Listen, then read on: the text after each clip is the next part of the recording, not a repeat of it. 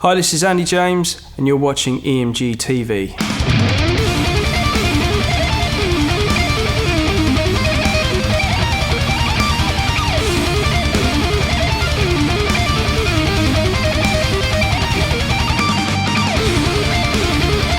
I started playing guitar when I was 12. Yeah, a friend of mine, his dad went out and he kind of bought like a Les Paul guitar and like a stack of Guns N' Roses books or whatever. There was a guitar in one of the practice rooms at school as well, and I used to play on that. I just started learning a bunch of Guns N' Roses songs, and then my 12th birthday came up, and I just sort of said to my dad, you know, can I have a guitar for my birthday? And that was it really. I've just been playing guitar ever since.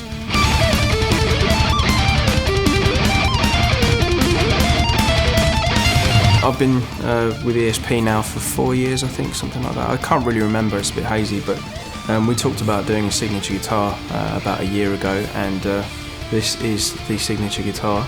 Plays great, you know, I mean, I've had it like 3 weeks or something now, and it just sounds and feels exactly what I had in my mind when we talked about doing the signature. The pickups are a little bit different. There's the 85 in the bridge and 60 in the neck.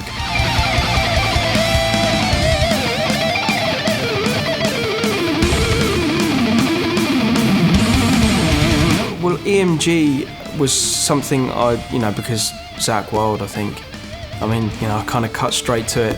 I think, you know, there was just something about his tone, and I kind of dabbled with having EMGs in certain guitars. I had an old Brian Moore guitar, and I had like the classic 81-85 configuration in that guitar.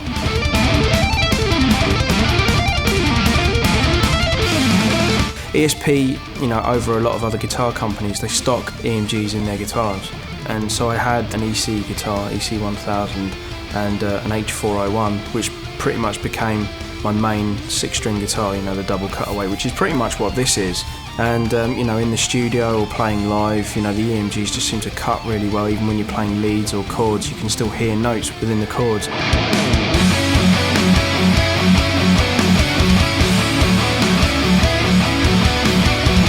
Moving to EMG has actually made me a better player as well, because it's kind of highlighted, you know, certain things that maybe were getting masked by using passive pickups. So using actives, you need to be a bit more on your game, trying to keep things as clean as possible. Or, you know, something I always try and work on anyway. And with EMGs, it just helps me to do that. So, you know, I'm really happy to be using them. I'd love to come to America and play. I think the only time I've actually played in America is at the NAMM show for ESP at the ESP booth. Hopefully someone one day will kind of say, well look, you know, why don't you come over, do some shows? I don't think anyone's really said that. I've done 3 solo albums. The first one, Machine, I just quit my job. I was working in like an insurance place, and I kind of just thought, you know, I don't really want to do this with my life anymore. You know, I want to get out there and see if I can sustain a living as a musician or whatever. And I think the first album that I did was kind of to get like recognition, or, you know, just to see what the reaction would be to my songs and my playing and all the rest of it. You know, sold a few and played it to friends and just passed it out, and I thought, well, you know, maybe I'll give it another go and do another album. When I listened to the first 2 albums, it's kind of a progression, you know. You know, looking at where I was then as a player, and then kind of moving on, thinking, well, you know, I'm kind of getting a little bit better, but I'm not really getting to where I want to go, sort of thing.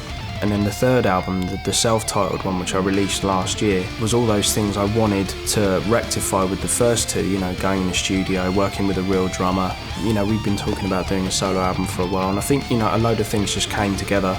I can listen to it now, and there's things that maybe, I don't know, I'd change, but I think I'm always going to be that way, you know. I don't think I'm ever going to do an album and listen to it from start to finish and think, yeah.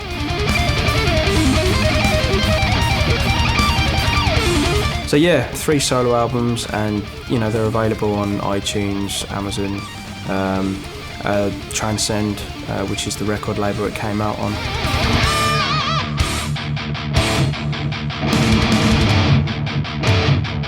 Hi, I'm Andy James, and I use EMG pickups because I think they're the dog's bollocks and I like them.